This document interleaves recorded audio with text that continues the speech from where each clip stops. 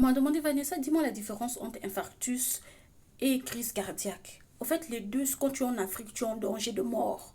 Tu es en danger de mort parce que le temps que les gens puissent interpréter les symptômes, puissent se rendre compte que c'est ça, et qu'on t'emmène à l'hôpital, ou alors qu'ils commencent à voir que tu commences vraiment à étouffer et que ton cœur s'est vraiment arrêté, là on commence à courir avec toi. Donc, en Afrique, c'est la mort.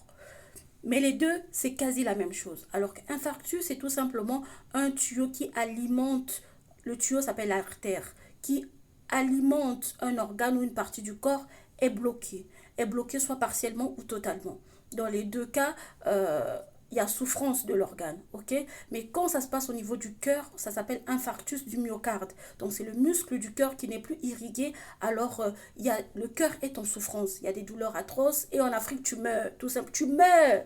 La crise cardiaque, c'est presque la même chose. C'est l'artère qui nourrit le cœur qui est bloquée, soit partiellement ou totalement. Mais dans nos pays, tellement que les gens ne savent pas qu'il y a des pathologies, des symptômes, des signes d'alerte qui peut te dire que la personne est en train de faire un infarct ou la personne est en train de faire une crise cardiaque. Les gens, qu'est-ce qu'ils font? Ils mettent par terre ou bien ils le regardent ou bien ils disent c'est le sorcier qui l'a mangé. Non, il y a des pathologies qu'il faut prendre en considération. Ceux qui veulent les symptômes, je pourrais bien faire une vidéo sur les symptômes de la crise cardiaque et les symptômes de l'infarctus.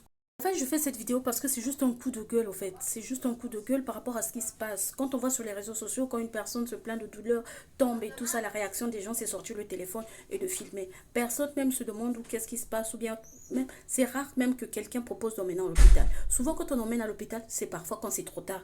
Vous allez encore venir dire dans mes commentaires, oui, mais moi, je connais quelqu'un qui a eu un infarctus et qui s'en est sorti. Je dis pas que on meurt à tous les coups, mais au pays, s'il y a une chance sur 100%, c'est qu'à 95,9, tu vas mourir.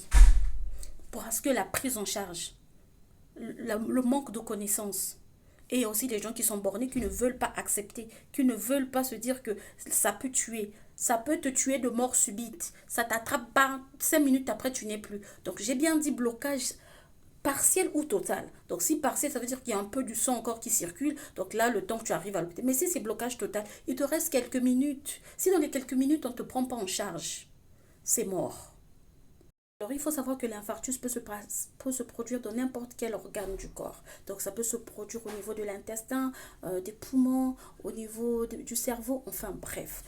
Dans tous les cas, tu es en danger.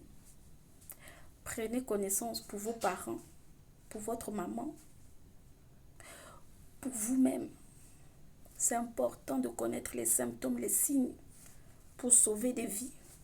Insultez-moi, ça ne changera pas ma vie. Je ne suis pas en train de dénoncer, de dénigrer l'Afrique ou de dénigrer les compétences de nos médecins. Non, je redis bien, je suis en train de parler de la population, du manque de connaissances. Je parle également de la mauvaise prise en charge et du retard de diagnostic également. Voilà, tout ça, ce sont des facteurs qui favorisent le décès du patient. Donc, faut pas venir dire oui,